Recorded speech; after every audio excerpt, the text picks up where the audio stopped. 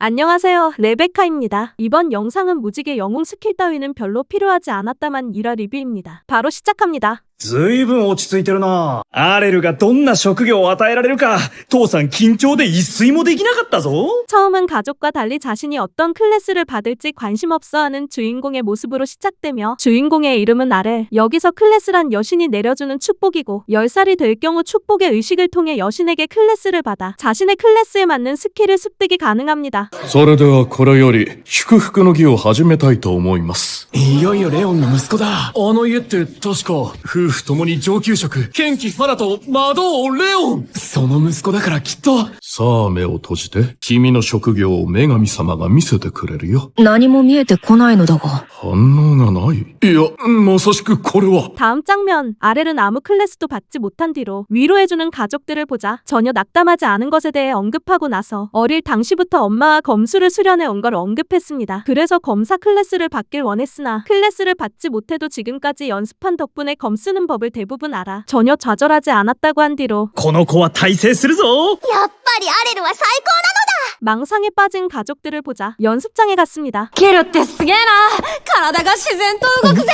お前無職って言われてたやつじゃん。何の用だよ。お前たちと同じく訓練しに来たのだが。はあ？俺たちは剣士だぜ。訓練なんて必要ねえの。ここにはスキルの確認に来ただけだ。 이후 연습장에 도착해 스킬을 확인하러 온 아이들을 보자 대결을 신청한 뒤로 無職が剣士と相手になるわけないだろ。ちょうどいい相手だと思うが。 신의 가오 여부에 대한 질문을 받았으며 덧붙여 가오란 여신에게 받는 다른 축복이고 이는 클래스와 달리 태어날 당시부터 모두가 받을 뿐만 아니라 몸을 보호하는 배려와 같지만 너무 많이 맞을 경우 사라지면서 어느 정도의 고통은 항상 느껴집니다. じゃあ、叩きのめしても死なないな。ああ、そっちも覚悟しておけよ。バカにしやがって、この無職が。おい、早くやっつけちゃえよ。わかってるよ。けど、こいつ、面倒だ。おい、2人でやるぞ。ここねえの。 잠시 후 스킬이 협공과 비슷한 다른 역량을 향상시켜주지 않는 걸 확인한 뒤로 とすると、ちょっと物足りないかな。来るぞ。あいつどこに。 아이들을 가볍게 제압하고 나서 트집 잡는 그들을 보자 다시 그들과 대결을 하려는데 やめておくがいい。その言い訳が戦場でも通用すると思っているのか。いきなりなんだよ、偉そうに。おい、やめろ。赤髪の剣士って確か。次は私と勝負しろ。無職の貴様に本当の剣士の力を見せてやる。やっぱそうだって。あの赤髪、自警団長のところの。マジかよ。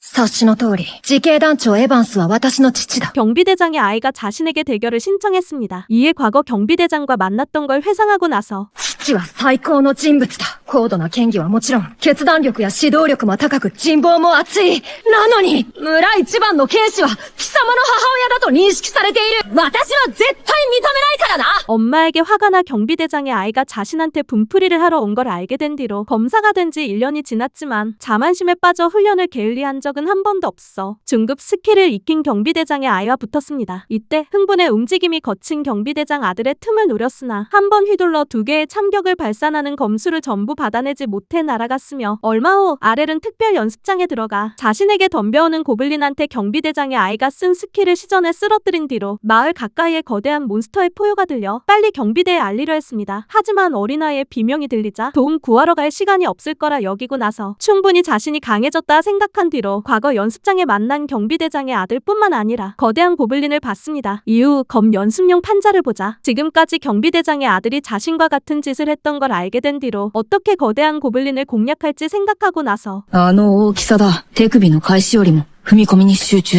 タイミングだ。今の俺ならやれる。 두 번의 참격을 동시에 날려 거대한 고블린을 쓰러뜨렸습니다. 그 뒤 신의 가오가 다했을 뿐만 아니라 성수가 깨져 회복을 못하는 경비대장의 아이를 보자 주머니에 있는 성수를 준 뒤로 さっきの技はなんだ。一瞬で元気に。総陣切りだ。バカを言うな。総陣切りはスキル持ちだからこそできる芸当だ。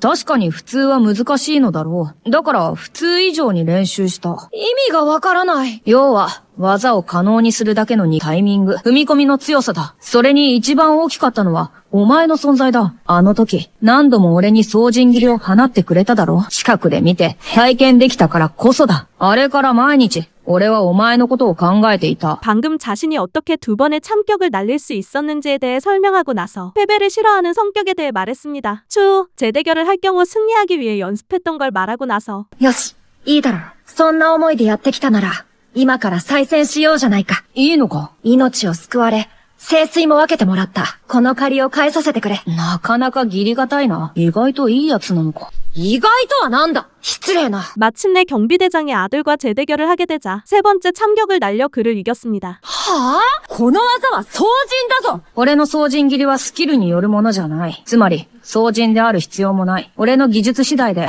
いくらでも改良できるってことだ。ありえない。だが、現に今できてる。そのことではない。たとえ貴様が双刃切りを使えようと、所詮は無職のまがいもの。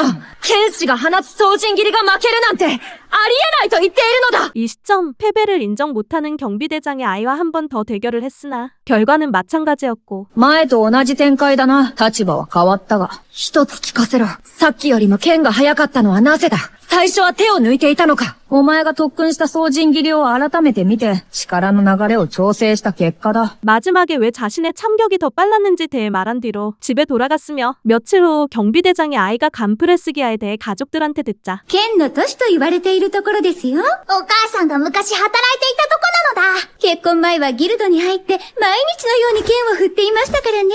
무직인 자신이 얼마나 강해질 수 있는지 궁금해 브레스기아에 가려는 아렐이 나오면서 끝납니다. 재밌게 보셨으면 구독과 좋아요랑 알람 설정 부탁합니다. 이번 영상은 여기까지입니다. 시청해주셔서 감사합니다.